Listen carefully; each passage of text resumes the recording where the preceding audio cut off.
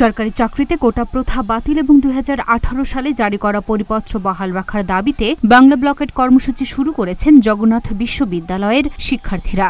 সোমবার বিকেল ৩টায় এই কর্মসূচি শুরু করেন আন্দোলনরত শিক্ষার্থীরা। এই সময় পুলিশ বংশাল মোড় ও আরুবাজার মোড়ে বাধা দেওয়ার চেষ্টা করলে তা উপেক্ষা করে গুলিস্তানের দিকে অগ্রসর হন তারা। গত কয়েকদিন ধরে দেশের বিভিন্ন স্থানে চলমান কোটা বিরোধী আন্দোলনে সামিল হয়েছেন জবি শিক্ষার্থীরা। এর আগেও কোটা বাতিলে 4 দফা দাবি পুরান ঢাকা এলাকায় সড়ক অবরোধ করেছেন তারা।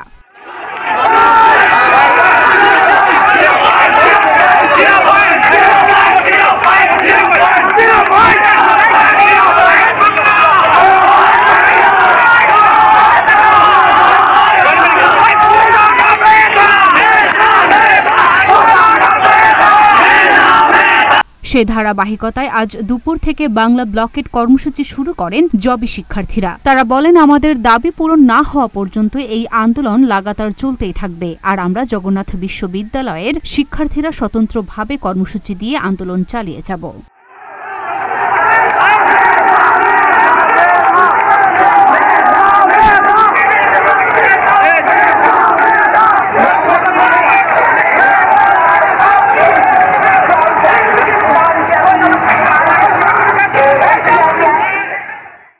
Luna Fusnipa, Dhaka Post.